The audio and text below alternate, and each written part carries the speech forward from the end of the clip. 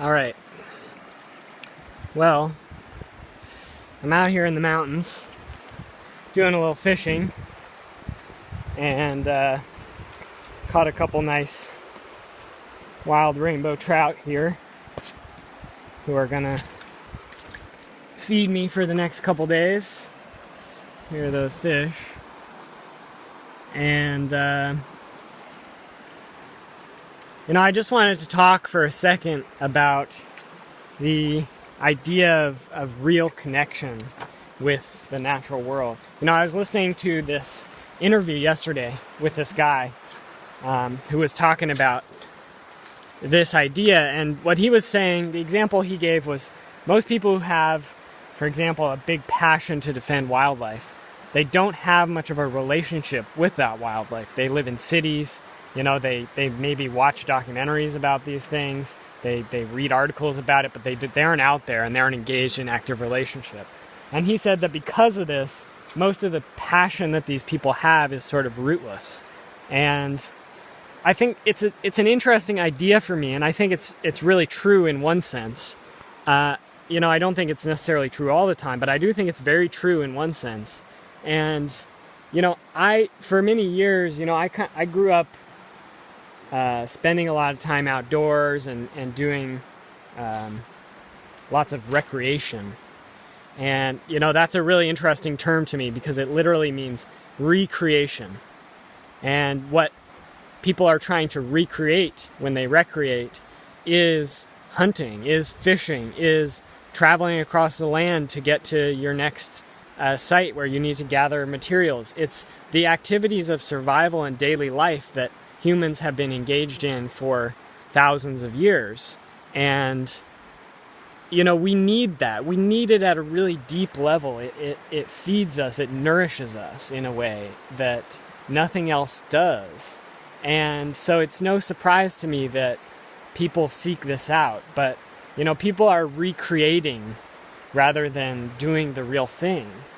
And, so for myself, I know it's been an interesting process over the last few years of, many years of trying to build that deeper connection to the land and a real relationship, and getting involved a lot more in hunting and fishing and foraging and wild mushrooms, and acorn season is coming up here. And the things that you perceive, the Japanese have a term that translates as forest bathing, and apparently physicians in Japan will actually prescribe forest bathing to people who have high blood pressure or have health issues of various sorts. And it's a good recognition that we need this. We need this. And it can become I'm just thinking about today, and I'm just watching out across the river here. I don't know if you can see this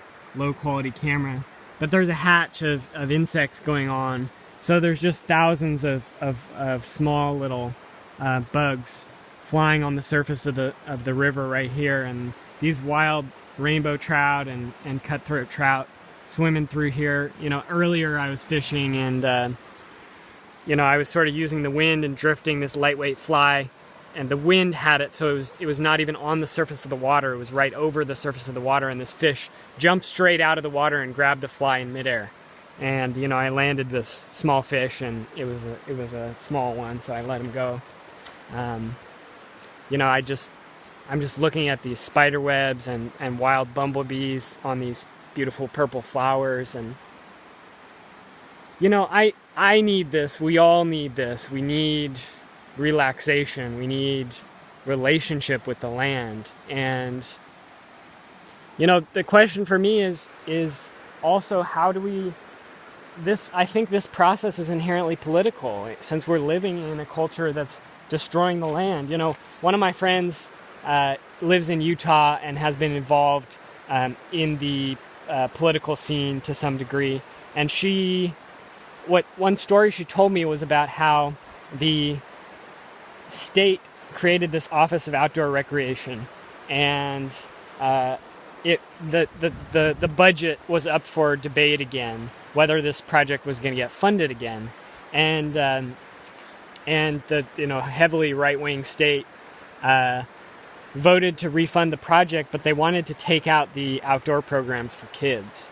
And that, to me, is not a mistake. It's very deliberate, because people who want to exploit the natural world, who want to drill, who want to mine, who want to frack, who want to build solar panels on top of everything, who want to just extract, these people know that if children and anyone gets out into the natural world, they will fall in love. They will develop that real relationship with the land. And that's a threat if you are part of this empire, if you're part of the elite.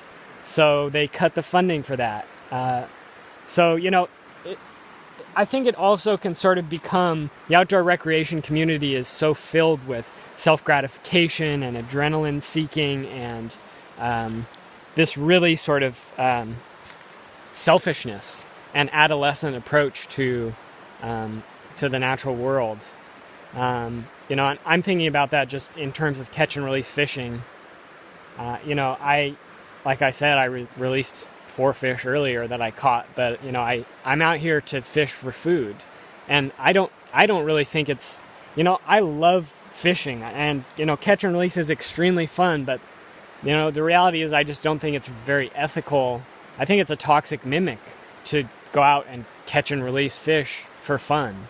And it's not a huge issue, and most of the people who are doing this are big advocates for river protection, for watershed restoration, for taking down dams, those sorts of things. So I'm not going to fight with them because we got bigger enemies. But, I do think that we need to develop these real relationships, and, we need to tie them to a broader political struggle. I think people need to get out and start learning those relationships with the land for many reasons. For the health of our own spirit, our own psyche, and for also the independence that this can bring. I just came out and I got some incredible wild food that, it's you can't get fish like this. These are wild, non-hatchery raised fish who've lived in this river their whole lives. And, I've been drinking out of this river myself. Yvonne Chouinard said, if I'll fish out of it, I'll drink out of it too. And, another thing I heard recently was trout like to live in beautiful places. But, how do we tie this to a political struggle? And, one of the sayings in the fishing community that goes around sometimes is, when there are no fish, smash the state. And the reality is, if you take away the hatchery fish, which are just, faux fish, they're a problem in themselves. The whole hatchery system is actually harming wild fish and is part of the problem. If you take away the hatchery fish, the salmon are pretty much gone. The wild fish are pretty much gone. There's a few refuges like this, but it's not in good shape. And here goes a kingfisher right here. Oh, just dived in the water. Wonder if he got a fish. I wonder if you could see that. He's up on the branch right there. There he goes. That was cool. Oh.